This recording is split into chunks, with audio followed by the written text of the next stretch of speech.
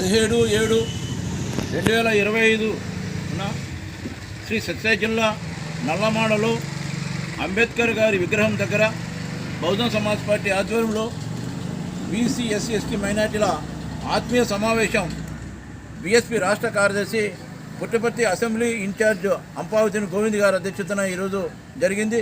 ఈ సమావేశానికి బీఎస్పీ జిల్లా ఇన్ఛార్జ్ ఏ సుబ్రాయుడు గారు, బీఎస్పీ జిల్లా కార్యదర్శి యాటగిరి రామచంద్ర ప్రసాద్ గారు, మరి రామచంద్ర నాయక్ గారు నియోజకవర్గం కార్యదర్శి, మరి అదేవిధంగా ఓబులేస్ గారు, మరి రమణ గారు, మరి ఇతరు అందరూ కూడా ఈ సందర్భంగా హాజరయ్యారు.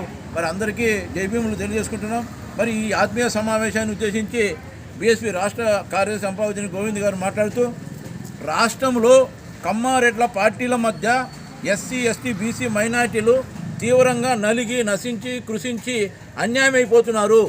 ఇందుకు రాష్ట్రంలో జరిగిన అనేక సంఘటనల్లో కొన్నింటిని గుంటూరు జిల్లా తెనాలి పోలీసులు జాన్ విక్టర్, రాకేష్ అనే దళిత యువకుల్ని, కరీముల్లా అనే మైనార్టీ యువకుని పట్టపగులు నడి రోడ్డు మీద ప్రజలందరి సమక్షంలో, మీడియా సమక్షంలో ఆ యువకుల కాళ్లను పోలీసులు తమ బూటకాలతో తొక్కి పట్టి అరికాలను లాఠీలతో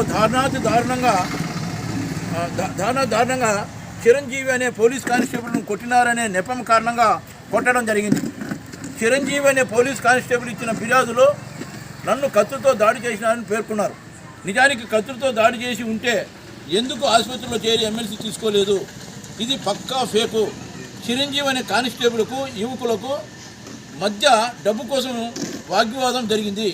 గతంలో ఈ యువకులపై కొన్ని కేసులు ఉండటం వాస్తవమే, కానీ రౌడీ షీటర్లుగా నమోదు కాలేదు. కానిస్టేబుల్ చిరంజీవి ఫిర్యాదు ఇచ్చిన తర్వాతే రౌడీ షీటర్లుగా నమోదు చేశారు. ఈ సంఘటనను మీడియా ద్వారా తెలుసుకున్న గౌరవ బహుజన సమాజ్ పార్టీ మా రాష్ట్ర అధ్యక్షులు బందెల గౌతమ్ కుమార్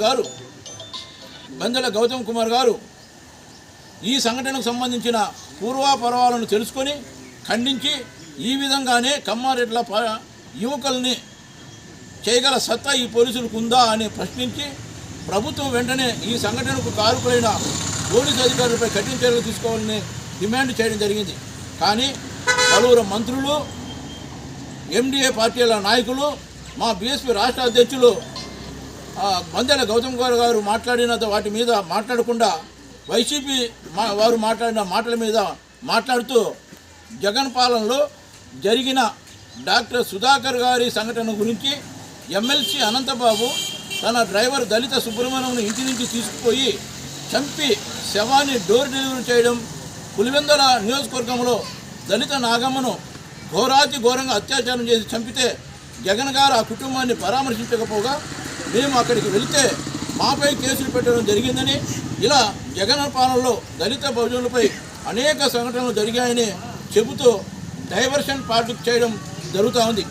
ఇది ఎట్లా ఉందంటే, జగన్ గారి పాలనలో దళిత బహుజనులపై దాడులు, దౌర్జన్యాలు, బెదిరింపులు, అణిచివేతలు, అవమానాలు, అత్యాచారాలు, హత్యలు ఏ విధంగా జరిగాయో మా ఎన్డీఏ పాలనలో కూడా ఇట్లాగే జరుగుతాయన్నట్లుగా ఉంది. జగన్ గారు ఆ విధంగా పాలన చేయడం వల్ల 11 సీట్లు వచ్చినాయనే విషయం మంత్రులు, ఎన్డీఏ పార్టీ నాయకులు మర్చిపోతే మీకు కూడా 0 సీట్లు వస్తాయి ఎన్డీఏ పార్టీ వాళ్ళు కూడా ఈ సందర్భంగా తెలియజేస్తున్నాం. బాధాకరమైన విషయం ఏమిటంటే, జాన్ విక్టర్, రాకేష్, కరీముల్లా అనే యువకులు తప్పు చేసిన పట్టపగలు నడి రోడ్డు మీద ప్రజలందరి సమక్షంలో, మీడియా సమక్షంలో ఆ యువకుల కాళ్ళను పోలీసులు తమ బూట్లకాలతో తొక్కిపట్టి అరికాలను లాఠీలతో దారుణంగా కొట్టడం చట్టం దృష్టిలో సరైనది కాదని గౌరవ ముఖ్యమంత్రి నారా చంద్రబాబు నాయుడు గారికి తెలిసినా తన సుపరిపాలనను వెనకేసుకొచ్చే విధానంలో గంజాయి బ్యాచ్ అంటూ ప్రజలను తప్పుదో పట్టించడం కరెక్టా? దీనినే కదా మేము ఆటవిక అరాచక పాలన అంటుండేది.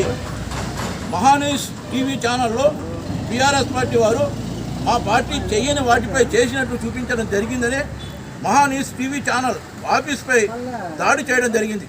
ఈ దాడిని సీఎం చంద్రబాబు గారు, ముఖ్యమంత్రి నారా లోకేష్ గారు ఖండించి దాడి చేయడం మంచిది కాదు, మీకు అన్యాయం జరిగితే మీకు మనసు బాధపడితే శాంతియుతంగా నిరసన తెలపవచ్చు లేదా చట్టపరంగా కోర్టులు వెళ్ళవచ్చు అన్నారు.